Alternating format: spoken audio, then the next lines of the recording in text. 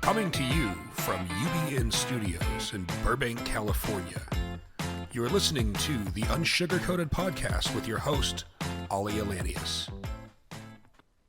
What's up, everybody? You are back for another episode of your favorite social good podcast. Let me hear it for you out there who are having an amazing day with good energy, good vibes all the way around, because that is what we want to do, right? We want to elevate you. We want to bring you some value. And today is no different than any other, where we're bringing you a guest to share their story, which is usually and very typically and always inspiring, empowering, and really something that hopefully makes you take a second look at something you need to, or maybe just have a good laugh, good thought, good vibes. All right. Well, one of the things in that whole, thought of good vibes and positive energy, I have a quote from someone, some of you may remember, some of you may not, but Laura Ingalls Wilder. A good laugh overcomes more difficulties and dissipates more dark clouds than any other one thing. And our guest today is somebody that I met after a very difficult time in my life. And it was about 10 years ago. Even though, granted, he's been my friend, he still can't say my name back correctly to this day, but that's okay. We still love him. All y'all get in the car. But I am so thankful to say that I was actually in a very difficult, my health was very bad. I had just gotten out of the hospital, and literally the very first thing I needed to do was go to a comedy show. I turned to my friend, I'm like, I need to laugh. I need the best medicine that I can have right now, and that is the medicine that's going to remind me that nothing else really matters right now, and I just want to have a good time. So he took me to a spot in Long Beach where I saw our guest this evening. Why has comedy always been so important to me? It's for that exact reason that I just shared. Comedy has been around me all my life. I had two uncles that were professional comedians. One of them, in fact, opened up for Robin Williams. And as a kid, I just always loved the feeling, that sensation in my head when I needed to laugh. It's a good feeling, right? So comedy is something that used to be, and it should still be, a medium that takes extremely sensitive subject matter and gives us an opportunity to laugh about it. For me personally, sometimes I'm not the butt of the joke. Sometimes I am. I mean, as a Muslim, let me tell you, I've heard and laughed at all the terrorist jokes, okay? Crack me up. But there is the truth that it is magical, and I think that where we've got right now with comedy has kind of gone astray. There's a lot of people, there's a lot of comedians out there that feel they cannot be as authentic to themselves as they want to for fear, let's be real, of offending somebody. So, but again, comedy and humor, having a sense of it, is very critical when it comes to the conversation of survivorship of trauma. And I'll tell you this, I have a very good friend, rest her soul, Selena, and when she, not the singer, but another Selena, Selena Seymour in Seattle, she died after I visited her. I actually flew to Seattle to say goodbye to her the day before she passed. But let me tell you what she was doing the day before she passed. She was cracking jokes, literally making me laugh on her deathbed. So while I'm not going to lie to you and tell you that the days after she died subsequently, I was so depressed. I was so heartbroken. But I cannot lie, and that's one of those things that triggered me to realize, but if she was still laughing, if she was still trying to make the moment of every single moment, what the hell am I doing? And why am I wasting time being in this state when I could be in a much happier state? So, that's why I'm bringing this conversation up, and I'm so excited to introduce our guest to you. So without further ado, let's get started on that. Eric Blake is a survivor of the notorious streets of South Central Los Angeles, where he experienced the hard knock life of gangs, drugs, and violence. It was eventually the depraved life on the streets that propelled him on a search for meaning and purpose, where he began to rediscover his passion and talent in comedy. Blake's challenged upbringing led to his defining purpose, bringing laughter to the soul. Eric has been on many shows, including NBC's Last Comic Standing, Comedy Central's Premium Blend, HBO's Bad Boys of Comedies, BET's Comic View, and many more. In addition, he is part of Big Boys Neighborhood, the nationally syndicated radio show on iHeartRadio, and today he is here to share his perspective on comedy and surviving trauma. Everybody, please welcome my boy, Mr. Eric Blake. Yo, yo! Yay, what's up? What up, Aliyah? He's like, I'm like, I'm just going to throw it in there. All y'all get in the car. That's Oh, what yeah, I'm get in the car. calling it. And I because that's love how I that. tell everybody. It's so, All especially. y'all get in the car. I love that. That is too funny. All right, my boy. I need to ask you first of all. I mean, we actually stayed connected via Facebook, so I can't give you too much shit. It's not like we were talking to each other every day for the past 10 years, Right. but you have been doing incredible things. Let's really quickly. I did talk about your background, and I want to say, what does it mean to represent South LA in the way that you do whenever you step on a stage and hold that mic? Man, well, representing South Central means more than just, um, being on stage. It represents my survival. It represents the things that I've been through as a man born and raised in that city. And for me, my jokes are a reflection of that, of what I've been through, where I come from, and how I survived that. So every time I write a joke or everything I do, it has a little bit of South Central in it, and that's being true to myself. That's what I love about being from South Central. I love it. And South Central, like so many people do not realize, there is a beauty as well as, the difficult to see, that we know that. But what I want to say is, you've always talked about that. You've always been true. You talk about you have your family in your comedy, but tell us, what are some of the things that how do you? My stepdad was from Inglewood. Right. His way out was the military, right? And I have another cousin who grew up in Inglewood. He became an attorney, really struggled. So for the people who are really able to avoid that lifestyle and knowing how hard it is, like, what is it, do you think, that made a difference for you? Laughter. I mean, laughter has always been there. Laughter. And anybody that knows me, anybody that went to school with me, anybody that grew up with me, hey, he was this tough kid. You won't get, he was a bully. You won't get, he was this bad person in a sense. My name come mentioned to people that went to school with me and that know me, they automatically start smiling, or they start laughing, or it's, hey, I remember him doing this, I remember him doing that. So I was always known for being funny, always known for being a tough kid. I mean, I would fight anybody at a drop of a hat. Just being that guy that puts a smile on people's face, and it confirms that, hey, this is what I'm supposed to be doing. Or people that know me. I love when I see people that I went to high school with, like, you was a damn fool in school, and that makes me feel like I'm on the right path. So that's what that means to me. Amazing. And you're a multicultural family. Your wife, you're a Black man. Your wife, share with us a bit about her and how that influences your comedy, and because it gives you perspective, right? Oh, I've always been a multicultural person. Before I talked about my wife, I talked about my family. My mother was the inspiration of me being multicultural. My mother was the type of woman that, my mother was also Muslim. I think I told you that. I was raised Muslim. I am Christian, but I do have Muslim values because I was raised by my mom. But my mother was very, very integrated in culture. Like, all of her friends were Black, Mexican, white, gay, straight, lesbian. It didn't matter. My mother was the type of woman that was very, very integrated in her community. In fact, as I started to think about the thing that's happening now with the transgender things and stuff like that happening, I was like, wait a minute. My mom had friends that were transgender. And it was funny, and this is true. I wish I could find this picture, but a transgender person was my mother's friend. A 7'2" gay white guy was one of my mother's friend. He caught my mom's bouquet at her wedding. Now, my mother was married in a traditional Muslim church, but her reception was at her house. Right. And that's where she threw the bouquet, and her lesbian friend, her transgender friend, grabbed the flowers. It was so fucking funny. So that's the household that I grew up in, a woman that was very integrated in the community. And then me dating my first, I want to say white woman, my wife, who was Italian, I didn't see color. I didn't see anything like that. People go, oh, you married a white woman? Or a lot of my friends go, why you married a white girl? Or with black women that know me, oh, you gonna go that route.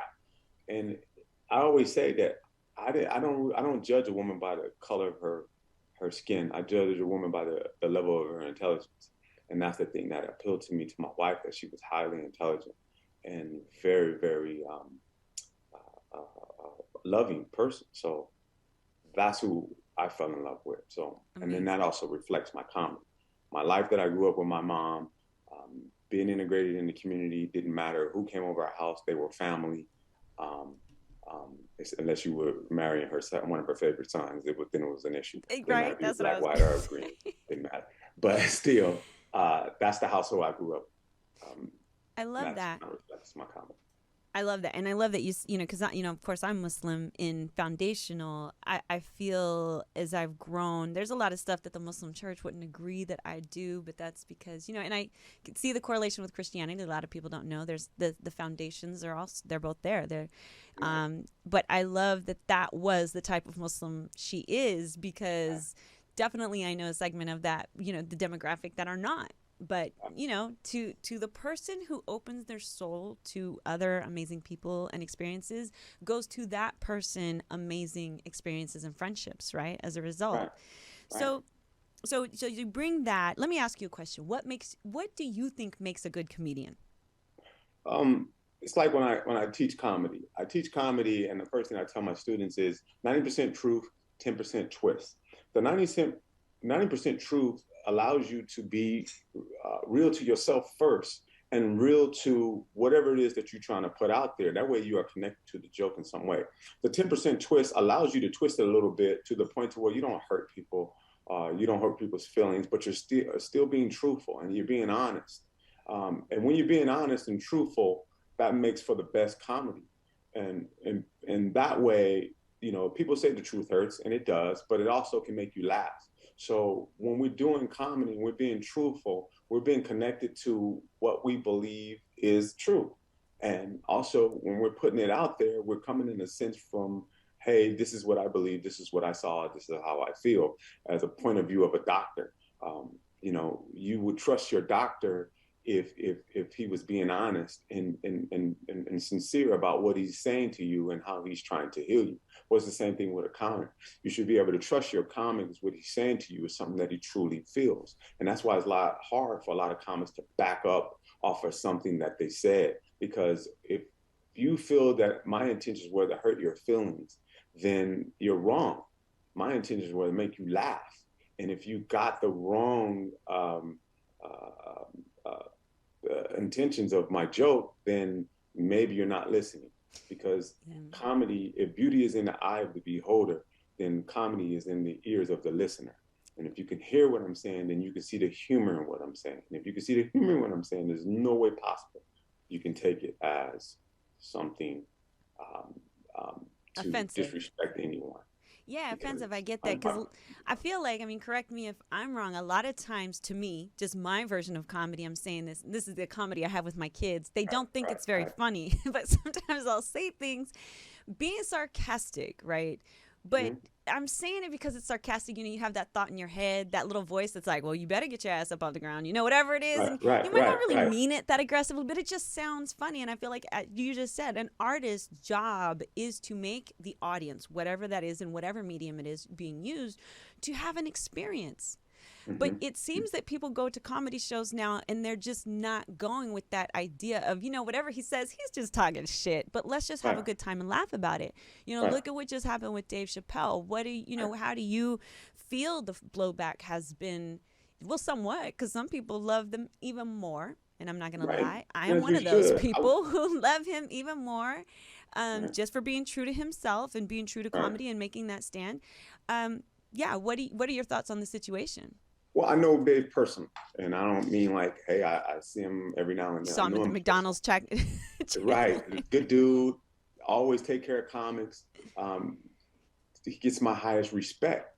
But today's audience members, and say people, Dave is a target. Dave is a target because everybody has a voice nowadays, which is cool. But when you use your voice to depict my art, then your voice is you are the actual thing that you're becoming the thing you hate. Yes. Right.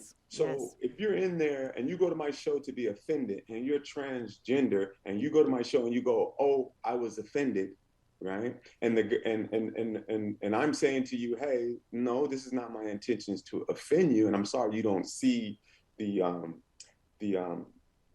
the comedy in my humor, or the humor in my comedy, or however you want to say that, then that's not my fault. My fault, your fault is you showed up ready to be offended, right? And if it did offend you, then my apology should just only go as far as saying to you, hey, I'm sorry you were offended. Right. And then you should take it as that. But to use that and then say you were offended and then put it all on your social media sites, or use it as a voice to be able to bring attention to your world, just to depict my art, or come to my show and try to break down my show and say it's hate speech and all of this bullshit, just because you say it's hate speech doesn't make it hate speech. Yeah. And people of this generation need to understand one thing. Racist people are hold on one second, I click up some on my desktop. Hold on. Racist people don't hide being racist. Right. They actually like being racist.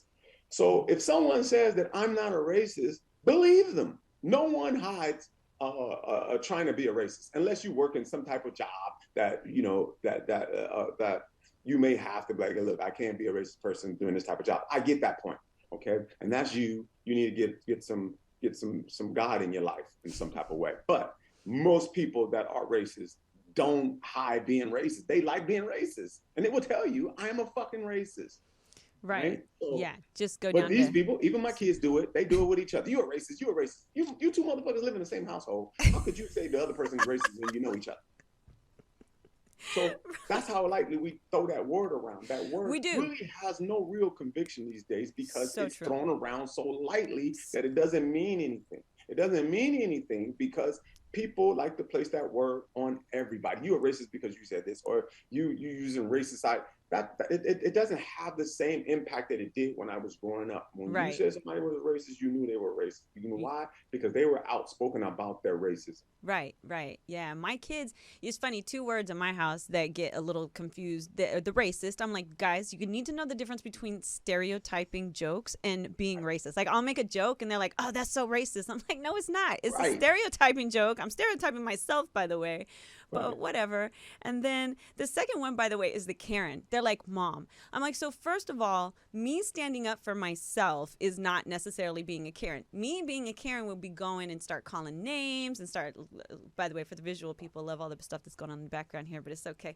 The reality, they're just, I laugh because I'm like, no. And then as they get out a little bit more, they're like, oh, Mom, I saw a Karen. I'm like, you mean a real Karen, or what you guys dub a Karen, which is anybody who has, But I love that you said that, yes, everyone has a voice now. Everyone has a channel. So, and look, the Dave Chappelle and comedy and stuff. Look, I grew up on Eddie Murphy. Bill Cosby. Bill Cosby was the clean version. Eddie Murphy was the naughty Richard Pryor. And I tell you what, this is a true story, Eric. When my oldest daughter was 16, okay, my audience, they might not like me for this. And by the way, earlier, I just want to say, like, as far as me liking Dave Chappelle, like, Unsugarcoated Media, we are very, we collaborate, we support the LGBTQ community. That, don't turn it into something it's not, because to what Eric's point is, sometimes people do that. But we're not doing that. But, when she turned 16, it was like a baton passing. I had her sit down, and I had her watch Delirious. It was so, like, it was literally this passing the baton. Now you need to know the jokes, and it's so now my daughter, we make jokes that we know and she loves, knowing that other kids don't all know it because she was born in '97. But comedy is necessary. It's changed. What do you do? Do you have a process for yourself when you're on stage now where you feel like I can't? Is there a place you feel you can't go? No, there's no place that I feel I can't go. As a comedian, I would never back up off of what I'm saying. First of all, I'm true to what I'm saying. My intention is always to make people laugh. There's a thing that I do. Comedy has many different branches of styles of comedy that you can do. Right. One of the things is called bagging, or mama jokes, so to speak. I don't really categorize call it them as capping. mama joke. That's something different. Anybody can do mama jokes. Right. But there's a thing that with comedy, they call it working the audience and stuff like that, right? So that is one thing that I'm very, very good at, and I know it, right? And that is when you take somebody in your audience and you just rip them to fucking shreds, right? I'm very good at that. So I rarely do it. My wife gets mad because I don't do it. People want me to do it. When I do it, I can't top it. I mean, that's all people want me to do. For years, I really have not done that style of comedy. It took a little bit out of me. I was known for that in high school.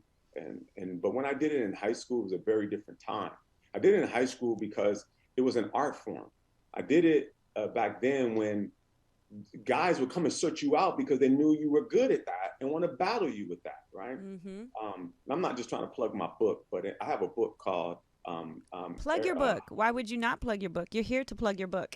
Well, I'm making a point. I was gonna say, wait, hold on. In my book, How I Survived South Central, I talk about that as an issue. It's a chapter that I talk about in my life of how I discovered comedy, and it was I was known as the best bagger on the East Side, and people loved that about me. People went to high school, they feared that from me, but then they loved that about me. And then more importantly, the people that I would battle against, I mean, I had kids come from other schools trying to look for me and battle me. That's how good I was. And wow. I would be like, wow. When I talk about it in my book, I talk about a very important part of that is the goal was always, and I described it literally as, the goal was to make the other person that you're talking about laugh. And that's how you could win, right? So when you balance somebody, you guys are going back and forth, snapping and joking on each other. The goal used to be to make the other guy laugh at himself. Right. If you did that, game over, right? Because now it's over. He's laughing, you're tearing his ass up, and y'all enjoy that, you high five and y'all walk off. Well, it's the same thing when you're on stage. You're on stage, you're making someone laugh at themselves, and that way you can keep going. And that's a style that I mastered. But the hard part is when someone perceives what you're saying, or I try not to say something that would offend somebody. That's how I win. So if I had a heckler, you know what a heckler is, right? Yeah, a heckler's a person in the audience that just come to just fuck with a comic. Yeah. Right? You have some professional hecklers. That's what they come to do. They come to disrupt the show. Right. And try to throw you off your game. But the thing that I always try to do, I always try to make the heckler laugh at himself. And that's how I always won. Whenever I had a heckler, I rarely get them. But when I do get them, I try to make them laugh at themselves. And if I can't do that with laughter, then I won't go there. I'll just ignore them and I'll do my thing. If I get angry and they're making me angry, I'll still ignore them and do my thing. No matter what, I never let them invite me into that unless I can do it and be funny with it. Right. Okay. So you, through the course of your comedic career, of course, you've done many things. You know, you've done the clubs, you've done HBO. I remember being there in the audience for that. Amazing. You've also performed overseas for the USO, for armed forces. So you've brought comedy to our troops who often and obviously are suffering trauma in many different forms, whether it's from the, warfare itself or being away from their family. A lot of military people, they're not there to see their kids born. So you've probably had a very big weight and responsibility on your shoulder doing that. Share with us, how was that experience for you? That was one of the highlights of my career, performing for the troops. Prior to going overseas, which was pre 9/11, I believe, right after 9/11, I had no real thoughts about the military, good or bad. When I was asked to go, it was one of those things like, what? I'm not going overseas. We just bombed Afghanistan. Why I want to go over there? And the guy that was booking me said, hey man, look, they really need you over there. They need comics like you, and you're very funny. And, you could go over there and make a difference. I'm like, how the fuck I'm gonna make a difference? I'm not in the military. He's like, no, bro. This is things that comedians done for years. You should really, I think it'll be a good spiritual journey for you, right? So I was like, okay, I'll try it, no problem. So I go overseas, and literally, like my first couple of shows was just like all of these soldiers from different walks of life. You see real America, man. I don't care what you think. Take politics out of it, but look at our military, and you see real America. When I say real America, I mean people from different walks of life coming together for one common cause. People that are fighting for something that they all individually and collectively believe in. They believe in what they're fighting for in the fabric of America. So therefore, when you're over there as a comic and you're performing for these people, it brings about a different feeling for you. It's not like your regular audience. You're feeling like you're really doing your part by making these soldiers who are going through some real trauma laugh and taking a break from their lives. So I'll tell you one story I'll share with you guys that was one of the most interesting stories while I was over there. I think I told you about this story. I was doing a show, and when you're doing comedy, you wait for this laugh. This laugh is called a release laugh. A release laugh is when somebody laughs so hard that it lasts a little bit longer than everyone else's laugh, right? And I believe that's what I heard your day when you were in the audience too. You hear that, and they are going like, okay, that's a laughgasm right there, right? So you kind of look at that person and you identify with them. Okay, that's that person. That's a release laugh. That person was going through something, and I just relieved that person of that laugh. I mean, of that trauma, whatever they were going through. And that person usually always come to you after the show. And this lady walked up to me and she said, just like you, hey, look, I was at your show and I didn't really want to come. And this was in Afghanistan, or Baghdad, I think it was. She said, I really was at your show. I really enjoyed your show. You were so funny. You brought a piece of home to me. And I just had to come and thank you for making me laugh. I said, oh, you're welcome, ma'am. No problem. She said, no. I really want to thank you for making me laugh because my day was going so bad. And I just have to tell you this. I'm not telling this to bring you down. I'm just want to tell you what you've done for me and thank you for why you're here. She said, my day was going so bad that I was in Afghanistan and they teach us, she drove the trucks. Her and her friend drove the trucks, right? One of the tanks.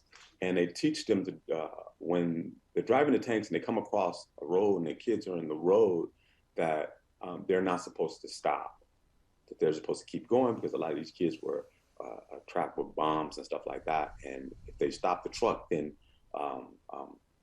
the enemies could fire on them and catch them in a crossfire or hit them with a rocket or something like that. She was explaining, she said her friend was taught not to stop. And her friend ran over a kid and killed the kid because they were in a brigade, I think it was called, I can't think of what it's called, but they were all caravanning somewhere. And she ran over a kid and killed the kid. Her friend couldn't take it. Her friend killed herself. Suicide, yes. Yeah. And then, a couple of days, maybe about a week ago after that, I came and she finally came out of her dorm to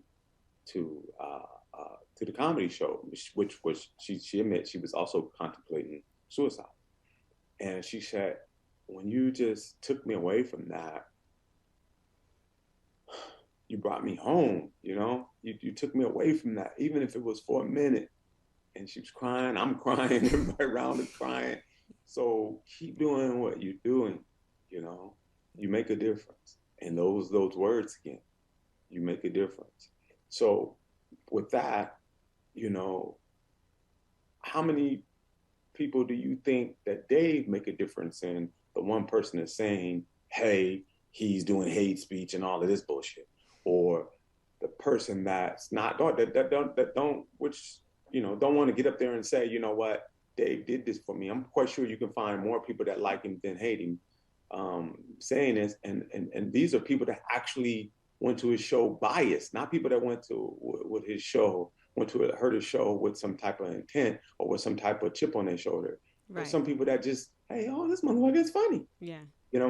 So that is what we live for. And that is the beautiful thing when you go overseas as a comic and you perform for a military, because you don't get paid to do it. You just go there and you're volunteering your service. They give you a per diem and all that stuff. But it's not about that. It's about raising the morale of the military. It's about bringing laughter from home and just taking people away from their duties just for that moment. Oh, I love that. And you do make a difference. You had me over here tearing up. Oh man, you should have seen me. I was a grown ass man. Boo, I went to Oh, play you know, overseas. for so many reasons, I mean, one on the Dave Chappelle tip too, as far as like, there were a lot of people who have opinions of things and they never even watched it. Did you watch it? No, I just heard so and so say this and now that's my opinion, and I think that's one of the biggest travesties because you're not seeing it and you're not paying attention. But my stepdad was a military, the one from Inglewood. He was in the Marines and he used to tell me the same story. Why he was so traumatized was because of the kids that they would strap with bombs and send them towards the American GIs. And he would always say to me, it was us or them, Right. If I wanted to be a nice guy, I could potentially not be here. And Right. so that trauma and the fact that, everything that you were doing, what an amazing experience. And, that does kind of lead me into another story from you really quick before we get out of here, because it's so, yes, you're a funny guy, but you've had less than funny things happen to you, within your life. I know you had shared a story with me about, the moment you learned something, with the great Tony Robbins. But one of the things that I see about comedy, like I even one time saw a performer who she says, look, I'm going to be honest, you guys, trigger alert, I'm going to make jokes about the rape that happened to me. Wow. And yeah, I mean, sounds heavy, and it was, but you know what? I applaud her because she did it in such a way. And all I could think of, and I'm saying this as a victim myself, wow, how empowering is this that she can stand up on a stage when you're able to change the lens and put it to where you have control. I feel like that's the power of any writer, in general. Of course, we have that with in the comedic sphere, same thing. But for you, it hasn't always been laughs. You've, aside from your early childhood stuff, you did lose a child yourself and had a rather unique experience. Would you share that with my audience? Oh, before my this was actually before I was doing comedy. It's just it wasn't a spiritual awakening at that point, but later when I got the point, I understood how it affected me more than I thought. So I was living my bad boy life. When I said bad boy life, I wasn't always a comedian. I was out doing my little things. And I remember flying home from on the plane. I got the word that my son had drowned in my pool. And it was one of those things to where when you're in the street life and you're out there hustling, you lose track of time, you lose sense of what's happening out in your life. And then to get that call was one of those wake up moments in my life to where I was actually, angry at God. We get on the plane and it's my ex at the time. She's sitting next to me. We're sitting in first class and I'm sitting in the aisle seat and my ex is by the window crying, boo-hooing to no ends. I mean, she's really crying, but I have this look of, I can't wait to get there. When I find the person that was at my house babysitting my kids, I'm smoking them on site. Like, don't be at my house when I get there.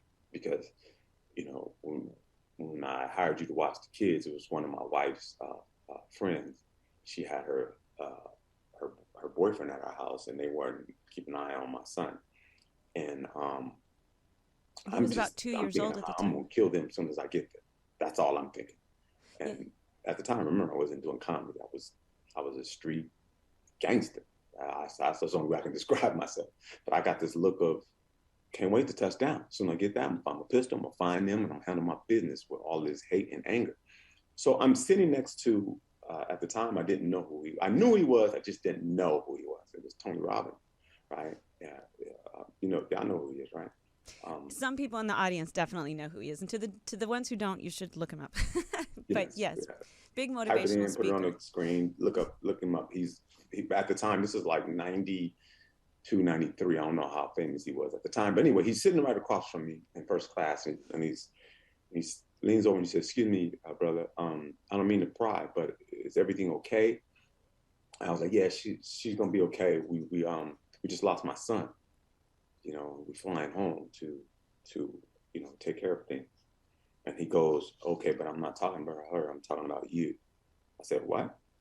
He said, the look on your face is, it's not a good look. I said, excuse me? He goes, well, I see that you have a lot of anger in you right now. and I want to help you with that. And I go, what? He go, I want to help you with it, with that anger. I say, and I'm thinking to myself, like, man, if you don't shut the fuck up, you better shut the fuck up talking to me. So I literally have about a 2-hour ride with him on this plane.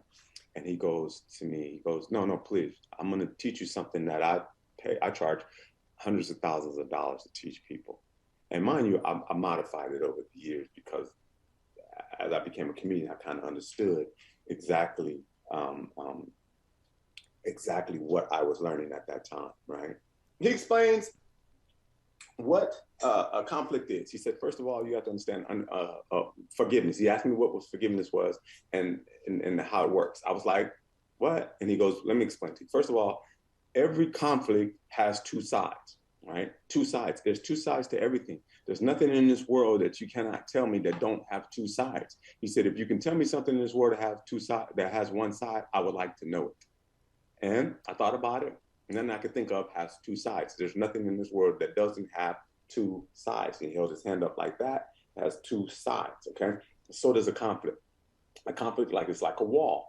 It has two sides. And your goal is to get on the other side of forgiveness, because that's where closure is. Most people can't get there because they don't know the tool of forgiveness. He said, but if you look at a wall, it's like a brick wall. If you put your hand up to your face, that's how you stare at a brick wall, right? When you're staring at a brick wall, or even a conflict. If you stand at a conflict, you're actually looking at a brick wall. You really don't know anything about it only the thing that's in front of you, right? Because you have yet to analyze the conflict. He said, if you step back from the conflict and you take a look at it, just like if you step back from a brick wall, you can see how long it is that way. You can see how long it is that way. You can look up and see how high this wall is. And you can look down and see how deep this wall goes down. But the most important thing what you're learning is when you're analyzing something, you're learning your way around it. And it's the same thing with a conflict. If you step back and you look at the conflict and you look at your side in it and you look at your issues in it, then you can understand on how you need to get on the other side of this conflict. Meaning, if you take ownership in what you've done in this particular conflict, and then come to the agreement with yourself that, man, these are the things that I've done, and then go to the person that you have this conflict with and ask them to forgive you, you will be relieved of that conflict. That conflict will feel like a breath of fresh air that will hit your face like a gust of wind. If you ever did anything like a gust of wind, like if you ever did parasailing, or if you ever jumped out of an airplane, or if you ever did something with that type of free fall attitude, or you ever been somewhere so high up where like you parasailing, you can't hear anything, but that's what's called the release. Right. And it's the same thing when you get closure on a conflict that you have with someone. And it's just simple words of saying, can you forgive me? Now, the important thing about what I'll tell you about a conflict is the difference is when you say, can you forgive me? You've already took ownership of your actions, of the things you've done. Mm-hmm. Right? Mm-hmm. And that's the whole ideal of it, right? Mm-hmm. And everyone and anyone could say those words. And most people could say those words and not mean it. But here is the hard part about conflicts, that most people can't get to the other side because they cannot receive forgiveness. Forgiveness. That is the hardest part. Because when you receive forgiveness, that means you have to utter those words. Right. You have to go to somebody to say, hey, can you forgive me? Right. Can you forgive me? Right?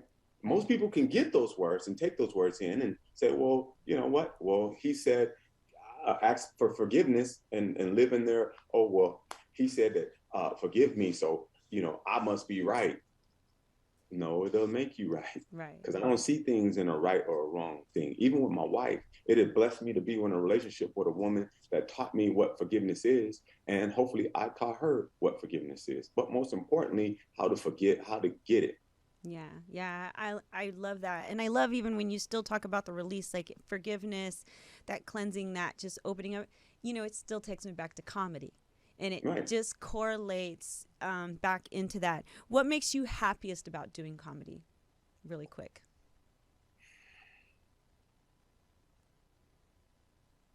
Seeing people laugh, hearing that release, and understand that I could be dead or in jail or you know, not doing something as fulfilling as what I'm doing. The happiest thing is to give people laughter.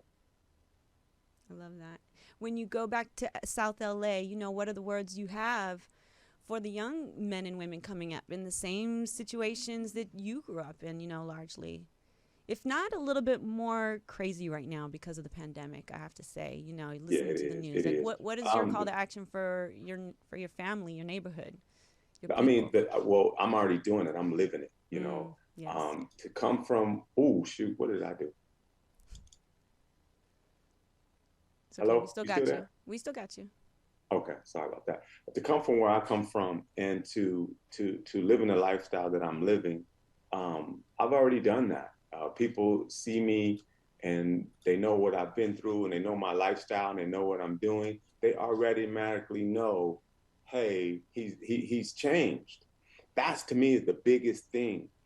Real quick, let me just tell you this thing that since you brought that up, I'll make it perfect. Yeah, gotta make it 2 minutes. To Let's go. this thing is called The Worst Day Turned Out to Be My Best Day. Did I tell you that story? No. My worst day turned out to be my best day. Okay. I come home from my street lifestyle thing. I don't know if you know a little bit more about my background. I was one of the, I was a big time drug dealer, whatever you want to call it. Crashed down on my horse, came down off my high horse, lost all my money, came broke as fuck, had to get out and get back. And I'm working this comedy thing. When I found my passion for comedy, I came home to do it. I didn't have shit. And to come back to be that high up in the game that I was, and to come back to my neighborhood and how people looked at me up here, and now they're seeing me down here, was hard for me, because now I'm here with crack addicts I used to serve and young dudes. Now they're now older that used to idolize me when I was doing my thing, right? And I came back. Don't get it twisted. I came back with a heavy heart that I contribute to a lot of this shit, right? And that hurt me. So in my struggles, I'm trying to get up and do it. My mom tells me, she said, my mom, being the woman she is, she's like, if you're gonna live here, you gotta pay rent or go down and get you some GR. I said, GR? I didn't even know what GR was. I was 20, 28, 29 years old. I didn't even know what GR was.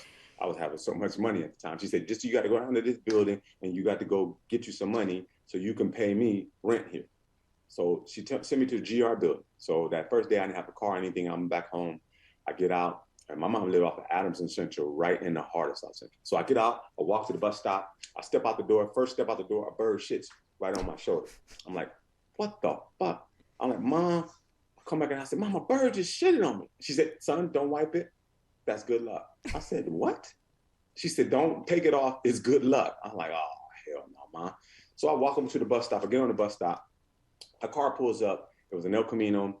I was also known for my car. So I had an 83 El Camino, very clean, Dayton, gold rims, booming sounds, you name it. I had it back in the days. And I remember this kid that I used to go date, his auntie. His name was Lil Jock. He pulled up on me at the bus stop. He jumped out the car. What's up, homie? What's up, nigga? I know you. Woo, woo, woo. Yelled out my street name, whatever. What up, nigga? I know you. What's up? What's up? I'm thinking like, I gotta fight this nigga. What? Did I do something to this fool back in the days or what? And I'm happening to look a little close and I recognize his face. I said, oh, that's that little kid. I used to date his auntie. He's like, you remember me? I'm Lil Jai. You used to come on my auntie house and give me money and whoop, whoop, whoop, all that stuff. I'm like, oh, what's up, man? He said, well, I'm balling now too, man. I got money now too. And I'm looking at him. He's like, you want to ride? I'm looking at him like, nah, man, I'm good. I'm like, what you mean you balling? He said, I'm balling now too. I'm like, oh, you got a job? He's like, no, nigga, I'm balling. I'm like, oh, okay. Oh, and it hit me like, oh, he's the man. Right.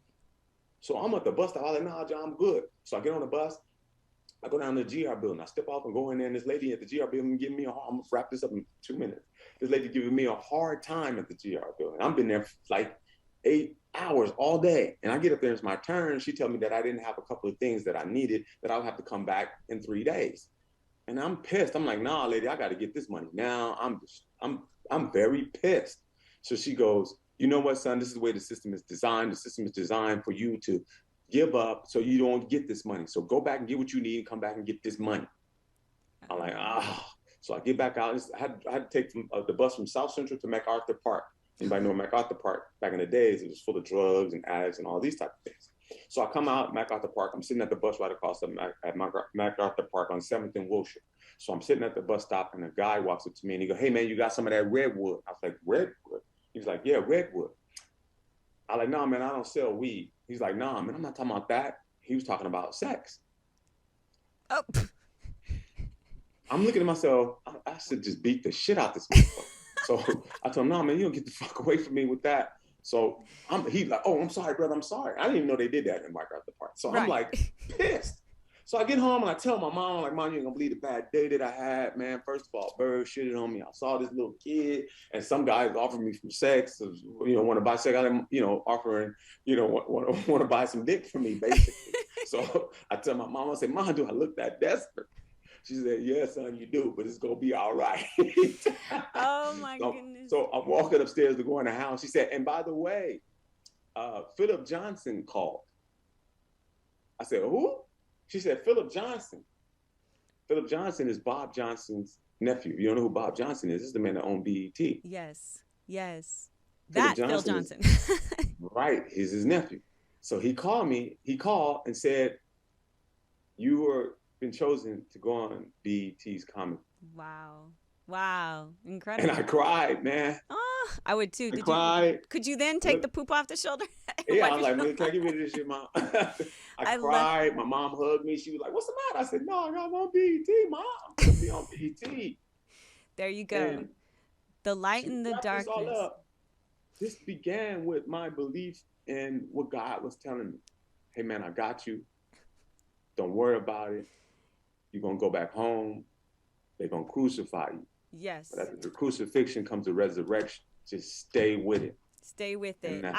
I so appreciate you. We've gone over time, but I love you and appreciate Eric Blake. Everybody, check him out on all platforms. Don't forget to stay tuned to the next episode. Until then, thank you so much for letting us be unsugarcoated. Take care. Bye, you guys.